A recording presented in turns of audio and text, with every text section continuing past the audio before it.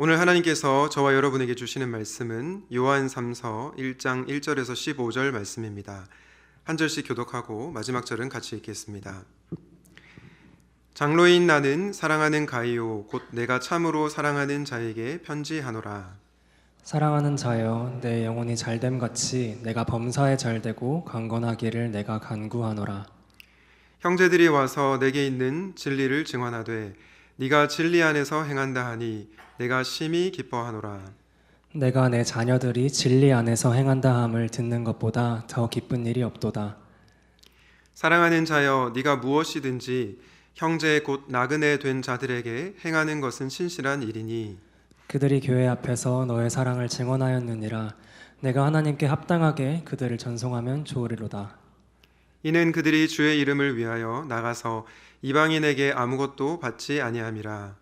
그러므로 우리가 이 같은 자들을 영접하는 것이 마땅하니 이는 우리로 진리를 위하여 함께 일하는 자가 되게 하려 함이라. 내가 두어 자를 교회에 썼으나 그들 중에 으뜸되기를 좋아하는 디오드레베가 우리를 맞아들이지 아니하니 그러므로 내가 가면 그 행한 일을 잊지 아니하리라. 그가 악한 말로 우리를 비방하고도 오히려 부족하여 형제들을 맞아들이지도 아니하고 맞아들이고자 하는 자를 금하여 교회에서 내쫓는도다. 사랑하는 자여, 악한 것을 본받지 말고 선한 것을 본받으라. 선을 행하는 자는 하나님께 속하고 악을 행하는 자는 하나님을 배웁지 못하였느니라. 데메드리오는 못사람에게도 진리에게서도 증거를 받았음에 우리도 증언하노니 너는 우리의 증언이 참된 줄을 아느니라. 내가 너에게 쓸 것이 많으나 먹과 붓으로 쓰기를 원하지 아니하고 속히 보기를 바라노니 또한 우리가 대면하여 말하리라. 함께 읽겠습니다. 평강이 내게 있을지어다. 여러 친구가 내게 문안하느니라. 너는 친구들의 이름을 들어 문안하라. 아멘. 오늘은 진리 안에서 사랑하는 우리라는 제목으로 말씀을 전하겠습니다. 교회가 교회다워지기 위해서 중요한 것이 세 가지가 있습니다. 첫 번째는 진리요, 둘째는 사랑이요, 마지막은 우리입니다. 교회에 이 세 가지가 없으면 아무리 교회의 건물이 화려하고 또 화려한 찬양팀이 있다 하더라도 교회는 건강해질 수가 없습니다. 생각을 해보십시오. 진리의 말씀이 선포되는 대신에 사람들이 듣기 좋아하는 메시지가 전해집니다. 그러면 어떻게 될까요? 교회는 흔들리게 될 것입니다. 많은 사람들을 모을 수 있을지는 몰라도 진리가 선포되지 않는 교회는 결국은 문을 닫게 될 것입니다. 또한 매주 바른 진리의 말씀이 선포되지만 이웃과 세상을 향한 사랑이 없는 교회는 어떨까요? 그 교회는 끼리끼리의 모임이 될 것입니다. 교회가 고립될 것이고 흘러가는 샘물이 아니라 고인물이 될 것입니다. 우리가 없는 교회는 어떻습니까? 이렇게 우리가 이 자리에 모여서 함께 예배를 드리지만 공동체 없이는 결코 신앙이 성장할 수 없습니다. 왜냐하면 지체의 권명과 위로를 통해서 우리는 믿음이 자라기 때문입니다. 이런 점에서 저는 교회에 진리와 사랑과 우리가 반드시 있어야 한다라고 생각을 합니다. 이번 한 주 요한 3서 말씀을 묵상하면서 교회에 진리와 사랑과 우리가 꼭 필요하구나라는 것을 깨닫게 되었습니다. 그렇다면 요한 3서가 말하는 교회는 어떤 공동체일까요? 바라기는 묵상하실 때 이런 교회를 세워가는 저와 여러분이 되시기를 예수님의 이름으로 축복합니다. 요한 3서가 말하는 첫 번째 교회는 진리 안에서 행하는 교회입니다. 진리 안에서 행하는 교회. 요한 3서 1장 1절과 2절을 제가 읽을 테니 여러분들이 3, 4절을 한번 읽어주십시오. 장로인 나는 사랑하는 가이오 곧 내가 참으로 사랑하는 자에게 편지하노라. 사랑하는 자여, 내 영혼이 잘된 같이 내가 범사에 잘되고 강건하기를 내가 간구하노라.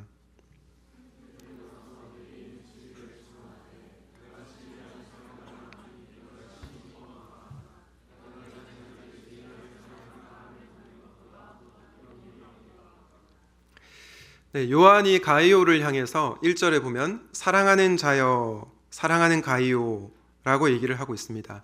그리고 우리가 너무나 잘 아는 말씀인 내 영혼이 잘된 같이 범사가 잘 되기를 원한다. 축복의 메시지를 전하고 있습니다. 아마 한국교회 성도님들이 가장 좋아하는 성경 구절을 꼽으라고 한다면 이 구절을 선택하지 않을까 싶습니다. 내 영혼이 잘 되고 범사에 잘 되기를 우리 모두가 원하기 때문입니다. 그런데 오늘 요한 3서 말씀을 잘 읽다 보면 방점이 내 영혼이 잘 되는 것도 중요한데 3, 4절에 있다는 것을 알 수 있습니다. 요한이 가이오를 향해서 또한 섬기는 성도들을 향해서 뭐라고 얘기를 하고 있습니까? 네가 진리 안에서 행한다 하니 내가 심히 기쁘도다. 내 자녀들이 진리 안에서 행한다함을 듣는 것보다 더 기쁜 일이 없도다 라고 요한이 말을 하고 있다라는 것입니다. 다시 말해서 요한은 그가 품은 영혼들이, 그가 섬기는 성도들이 진리 안에서 행하는 것을 가장 기뻐했다라고 하는 것입니다. 저는 이것이 요한의 마음일 뿐만 아니라 우리 하나님의 소원이라고 생각을 합니다. 저와 여러분들이 진리 안에서 행할 때 우리 하나님은 그 무엇보다도 그 누구보다도 기뻐하신다라는 것입니다. 그래서 여러분들이 인생이 잘 되기를 기도하는 것도 중요하지만 진리 안에서 행하는 자가 되시기를 주님의 이름으로 축복합니다. 그런데 도대체 진리 안에서 행한다는 것은 어떤 의미일까요? 요한 3서 맥락에서 우선은 진리 안에서 행하지 않는 사람의 예를 한번 찾아보도록 하겠습니다. 요한 3서 1장 9절 말씀입니다. 내가 그 교회에 편지를 써 보냈습니다. 그러나 그들 가운데서 으뜸이 되기를 좋아하는 디오드레베는, 여러분 디오드레베를 뭐라고 묘사하고 있습니까? 으뜸이 되기를 좋아한다. 공동번역 성경은 이렇게 번역하고 있습니다. 그런데 디오드레베가 그 교회의 우두머리가 되려는 야심을 품고, 디오드레베는 교회의 우두머리가 되려는 욕망이 있었던 자라는 것입니다. 결국 그는 교회에서 가장 높아지기를 원했고 대접받기를 원했고 자기가 가장 중심에 있기를 원했던 것입니다. 결국 그는 진리 안에서 행하는 자가 아니었던 것입니다. 그러면 반대로 진리 안에서 행하는 사람은 도대체 어떤 사람입니까? 저는 예수님 안에서 행하는 자라고 생각합니다. 왜냐하면 성경이 말씀하기를 예수님이 곧 진리이시다라고 말씀하고 있기 때문이죠. 여러분, 우리가 믿는 예수님은 어떤 분이십니까? 우리 빌립보서 2장 6절에서 8절 함께 읽겠습니다. 시작. 그는 근본 하나님의 본체시나 하나님과 동등됨을 취할 것으로 여기지 아니하시고 오히려 자기를 비워 종의 형체를 가지사 사람들과 같이 되셨고 사람의 모양으로 나타나사 자기를 낮추시고 죽기까지 복종하셨으니 곧 십자가에 죽으심이라. 여러분, 예수님은 하나님이십니다. 그 하나님이신 예수님이 사람이 되셨고 심지어 십자가에 죽기까지 복종하셨습니다. 한마디로 예수님은 겸손의 왕이셨던 것입니다. 저는 이 예수님을 따라 사는 삶이 진리 안에서 행하는 삶이라고 생각합니다. 사랑하는 여러분, 교회가 건강하게 세워지기 위해서 중요한 것이 있는데 그것은 우리가 교회 내에서 으뜸되기를 원하는 것이 아니라 겸손히 섬기는 자가 되어야 한다라는 것입니다. 장로님과 집사님과 권사님과 목자님들이 내가 으뜸되기를 원하는 것이 아니라 겸손히 섬길 때 우리는 건강한 교회를 세워갈 수 있다라는 것입니다. 여러분은 가이오처럼 그리고 예수님처럼 겸손히 섬기는 분들입니까?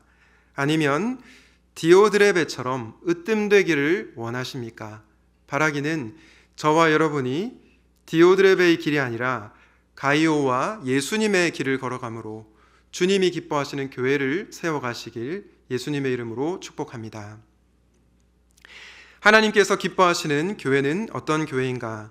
두 번째로 사랑이 흘러가는 교회입니다. 사랑이 흘러가는 교회. 예수향남교회를 섬기시는 정갑신 목사님이 이런 말씀을 하셨습니다. 사랑은 넘쳐 흐르면 흐르지 않으면 사랑이 아닙니다. 나와 너 사이에 사랑이 계속 있다고 할지라도 우리 안에만 고여 있는 것은 더 이상 사랑이 아니죠. 진정한 사랑은 나와 너, 우리를 넘어서 우리 밖으로 흘러 넘쳐야 하는 것입니다. 라는 말씀을 하셨습니다. 저는 이 말씀을 들으면서 참 공감이 되었습니다. 왜냐하면 복음에는 확장성이 있기 때문입니다. 복음은 흘러 넘치는 사랑이기 때문입니다. 그래서 복음 안에 있는 사람은 사랑을 외부로 계속 흘려보내게 되어 있다라는 것입니다. 그러면 우리는 누구에게로 사랑을 흘려보내야 할까요? 오늘 요한 3서 맥락에서 특별히 두 부류의 사람에게 사랑을 흘려보내야 된다는 것을 알 수 있습니다. 첫 번째 대상은 낯선 이들입니다. 우리는 낯선 이들에 대해서 사랑을 흘려보내야 합니다. 요한 3서 1장 5절과 6절을 같이 한번 읽어보겠습니다. 시작. 사랑하는 자여, 네가 무엇이든지 형제 곧 나그네 된 자들에게 행하는 것은 신실한 일이니 그들이 교회 앞에서 너의 사랑을 증언하였느니라. 내가 하나님께 합당하게 그들을 전송하면 좋으리로다. 여러분, 5절에 나그네 된 자들이라고 말씀을 하고 있습니다. 나그네 된 자들 누구입니까? 지난번에도 말씀을 드렸지만 나그네는 낯선 존재입니다. 나에게 익숙하지 않은 존재가 나그네입니다. 사실 고대 근동에서 낯선 이들은, 나그네들은 경계 제1호의 대상이었습니다. 그래서 사람들은 그들에게 다가가기 불편해했습니다. 그런 낯선 자들을 향해 요한이 사랑을 흘려보내야 한다라고 말씀을 하고 있는 것입니다. 제가 예전에 분당 만나교회에 가보고 좀 파격적이라는 생각을 한 적이 있습니다. 교회에 흡연실이 있었기 때문입니다. 그런데 이 교회에 흡연실이 생기게 된 이유가 있었습니다. 언젠가 만나교회에 담임 목사님이신 김병삼 목사님이 젊은 부부를 신방했다고 합니다. 그때 남편이 담배를 피우느라 예배당에 들어오지 못한다라는 얘기를 듣게 되었습니다. 그리고 교회에 오면 아내와 아이들을 교회에 이렇게 보내놓고 본인은 그냥 교회 주변을 이렇게 서성거린다라는 얘기를 신방 중에 듣게 되었습니다. 이 얘기를 들은 김병삼 목사님은 담배를 피우는 것은 반대하지만 담배를 피우는 사람들도 찾아오는 교회에 대해서 고민을 시작하게 되었습니다. 그래서 교회에 흡연실이 생기게 된 것입니다. 아마도 이때 논란이 많았던 것 같습니다. 교회에 흡연실이 웬 말이냐. 그래서 만나교회 홈페이지에 보면 이런 문구가, 소개 문구가 있습니다. 만나교회의 흡연실은 흡연을 권장하는 장소가 아니라 흡연자도 자유롭게 교회에 올 수 있음을 나타내는 장소입니다. 이 말씀을 들으면 우리 청년들이, 흡연하는 청년들이 만나교회로 갈까봐 걱정이 되긴 하는데 저는 흡연자 여러분들을 환영합니다. 우리 교회도 여러분을 진심으로 환영하고 또 제가 환대하도록 하겠습니다. 여러분, 중요한 것은 무엇입니까? 만나교회의 김병삼 목사님이 흡연은 반대합니다. 그런데 흡연을 하는 낯선 존재들도 교회에 오게 할 수 없을까? 그 고민이 시작되었다라는 것입니다. 어떻게 하면 나에게 익숙하지 않은 존재에게 사랑을 흘려보낼 수 있을까라고 고민을 했다라는 것입니다. 그래서 바로 흡연실을 만든 것이죠. 저는 흡연실을 만들지 않고 그것을 논하고 싶지는 않습니다. 다만 우리가 낯선 영혼들에게 어떻게 다가가야 하는가, 어떤 마음으로 그들을 사랑해야 하는가를 생각해 볼 지점이 있다라고 생각을 합니다. 사실 교회에 동질 집단, 다시 말해서 비슷한 사람끼리 잘 모여야 교회가 부흥한다라는 말이 있습니다. 예를 들어서 부자는 부자, 가난한 사람은 가난한 사람, 아이는 아이, 이는 이, 이렇게 모여야 교회가 잘 된다라는 말이 있습니다. 그런데 저는 교회가 단지 숫자적으로 성장하는 것만이 아니라 참된 교회의 표지는 나와 다른 낯선 존재를 품어내는 실력에 있다라고 생각을 합니다. 사랑하는 여러분, 여러분에게 낯선 존재는 누구입니까? 우리는 그들을 향한 선교적 자세로 그들을 대하고 있습니까? 아니면 배제하고 편가르게 하는 마음으로 그들을 대하고 있습니까? 저와 여러분들이 나와 다른 낯선 존재라고 하더라도 그들에게 어떻게 사랑을 흘려보낼 수 있을지를 고민하는 분들이 되시면 좋겠습니다. 교회인 우리가 하나님의 사랑을 흘려보내야 하는 첫 번째 대상이 낯선 영혼들이었다면 두 번째 대상은 바로 선교사님들입니다. 우리 요한 3서 1장 7절과 8절 함께 읽도록 하겠습니다. 시작. 이는 그들이 주의 이름을 위하여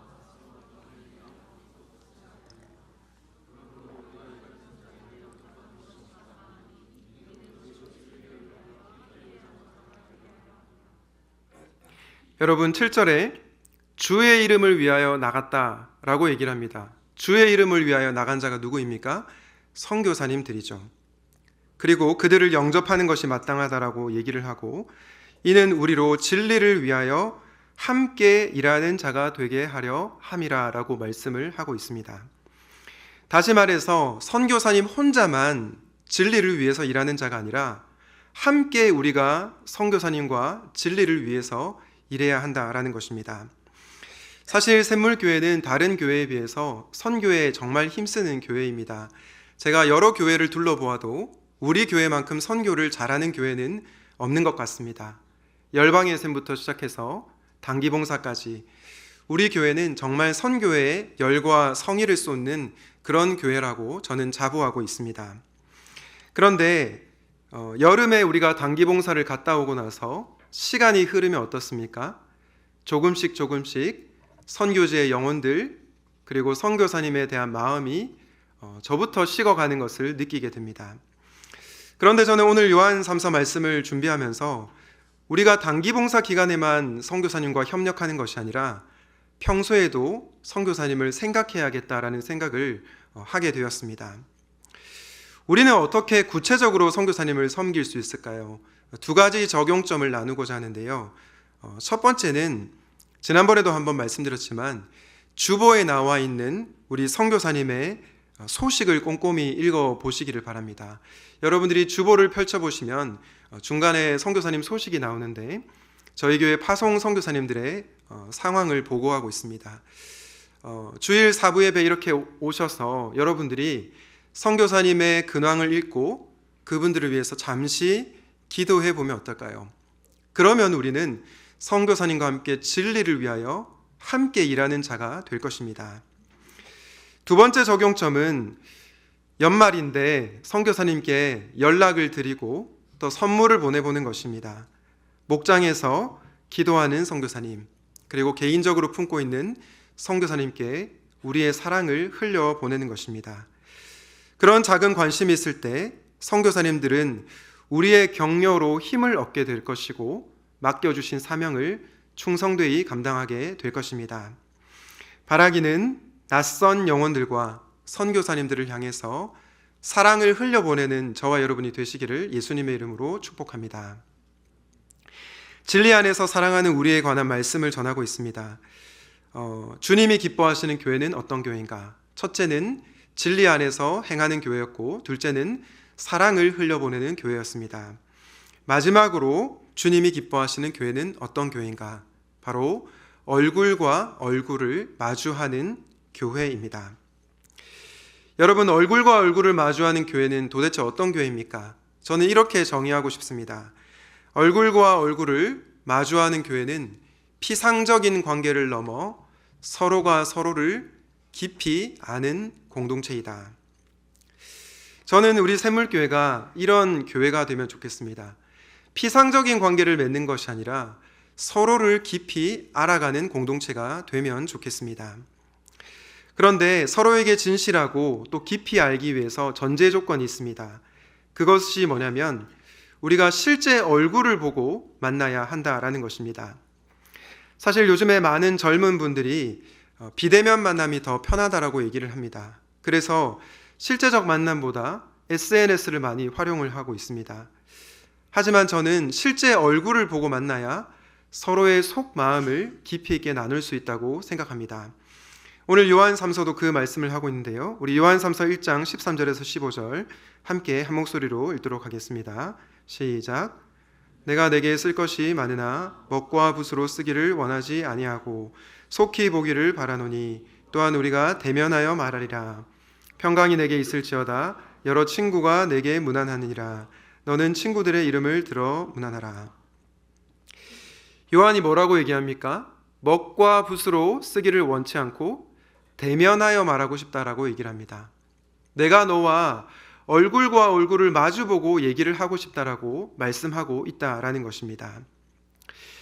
그런데 여러분, 우리가 얼굴과 얼굴을 보고 만난다고 하더라도 무조건 깊이 있는 관계가 이루어지는 것은 아닙니다. 얼굴을 보고 만난다고 해도 피상적인 관계를 뛰어넘지 못하는 관계가 여전히 존재하기 때문입니다. 그래서 우리는 좀 더 우리 안에 있는 속 깊은 얘기를 목장에서 나눌 수 있어야 합니다. 요한 3서 1장 15절에 친구들이라는 단어가 나오는데요. 고대 사회에서 친구들이란 요즘처럼 SNS에서 좋아요를 누르는 그런 느슨한 관계가 아니었습니다. 이 친구들이라는 표현은 동일한 가치관을 소유하고 있고 모든 것을 나누며 심지어 삶과 죽음까지 함께하는 아주 가까운 관계, 서로의 속 깊은 부분을 공유하는 관계를 친구들이라고 불렀다라는 것입니다. 요한은 교회가 이런 친밀한 공동체가 되기를 원했다라는 것입니다. 그런데 여러분, 우리는 어떻게 이렇게 친밀한 관계를 누릴 수 있을까요? 어떻게 하면 얼굴과 얼굴을 마주하는 공동체가 될 수 있을까요? 저는 그 사람의 겉모습이 아니라 내면을 깊이 이해하려고 할 때, 그 사람의 속 마음을 깊이 알아가려고 할 때 우리가 더 깊은 서로를 아는 관계로 될 수 있다고 생각합니다. 많은 분들이 좋아하는 시 중에 정현종 시인의 방문객이라는 시가 있습니다. 바로 이 시인데요. 사람이 온다는 건 실은 어마어마한 일이다. 그는 그의 과거와 현재와 그리고 그의 미래가 함께 오기 때문이다. 한 사람의 일생이 오기 때문이다. 부서지기 쉬운, 그래서 부서지기도 했을 마음이 오는 것이다. 그 갈피를 아마 바람은 더듬어 볼 수 있는 마음, 내 마음이 그런 바람을 흉내낸다면 필경 환대가 될 것이다.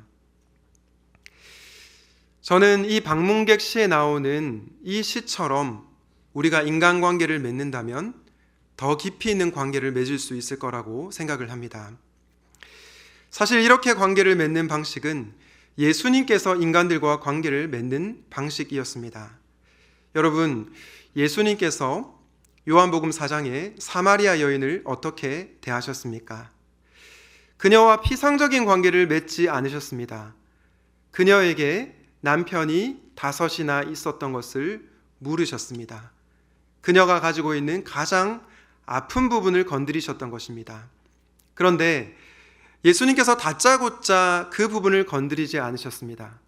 처음에 물 좀 달라, 인격적으로 대화를 시작하셨습니다. 일상적인 대화를 나누다가 속 깊은 얘기까지 나누게 되었던 것입니다. 또한 예수님께서는 베드로를 어떻게 대하셨습니까? 예수님을 3번이나 부인한 베드로를 인격적으로 대하셨습니다. 그를 정죄하지 않으시고 네가 나를 사랑하느냐라고 물으시며 그와 관계를 맺으셨다라는 것입니다.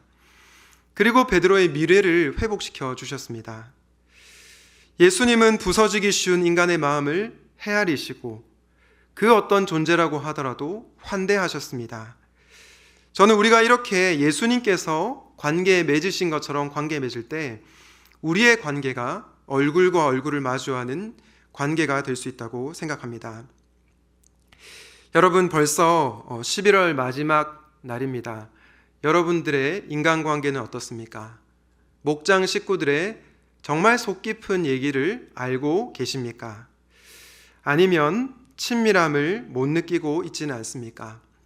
그건 아마도 우리가 피상적인 얘기만 나눠서 그런 것은 아닐까라는 생각을 하게 됩니다.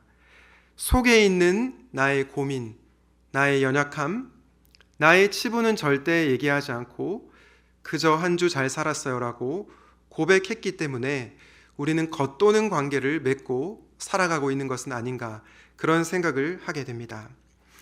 그러나 만약 우리가 지금부터라도 그동안 얘기하지 않았던 우리의 속 마음을 조금씩 꺼내어 본다면 어떻게 될까요? 예를 들어서 너의 과거는 어땠어? 부모님과의 관계는 어땠어? 유년 시절은 어땠니? 요즘 너의 고민은 뭐니? 꿈은 뭐니? 미래에 대한 불안과 걱정은 없니? 살면서 부서졌던 적은 없니? 그 부서짐 속에서 다시 회복된 적은 없니?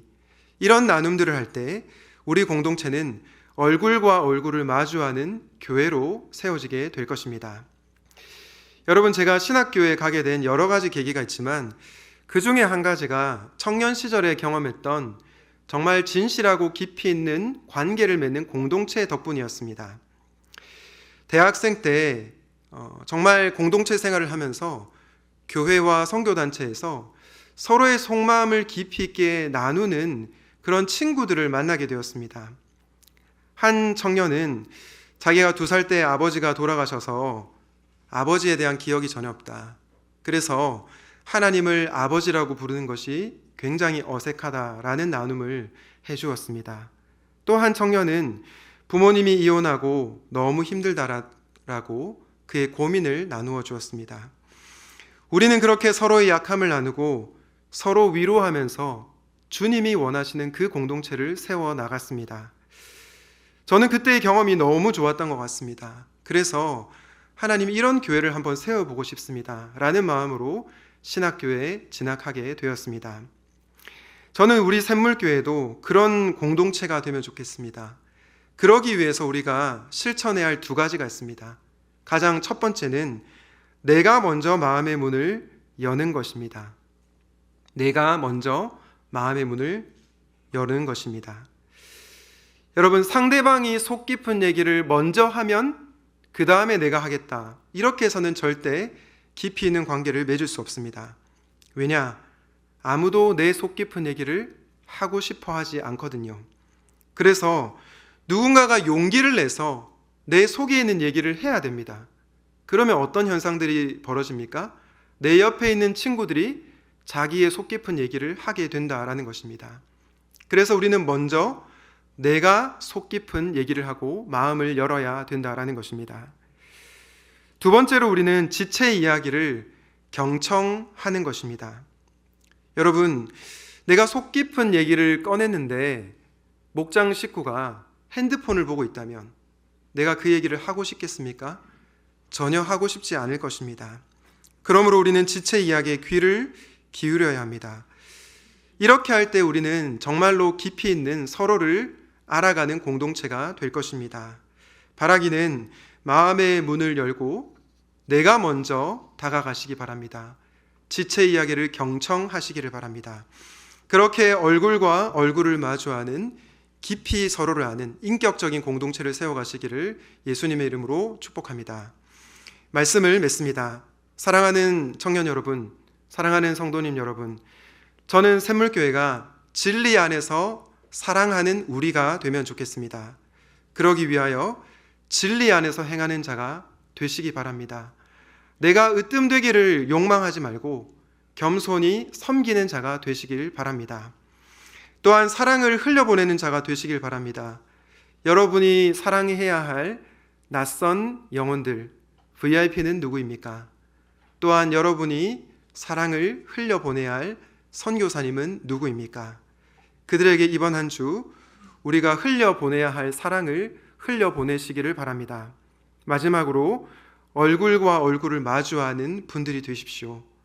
상대방이 자기 얘기하면 그때 내 얘기하겠다 라고 생각하지 마시고 먼저 내가 용기를 내보십시오. 그렇게 할 때 옆에 친구들이 내 마음을 얘기하게 될 것입니다. 그리고 지체 이야기를 경청하시기 바랍니다. 무엇보다 예수 그리스도께서 인간관계를 맺으셨던 것처럼 인격적으로 관계 맺으시기를 바랍니다. 그렇게 진리 안에서 사랑하는 샘물의 모든 청년들과 성도님들 되시기를 예수님의 이름으로 축원드립니다. 아멘. 오늘 말씀을 기억하면서 함께 교회라는 찬양을 찬양하도록 하겠습니다.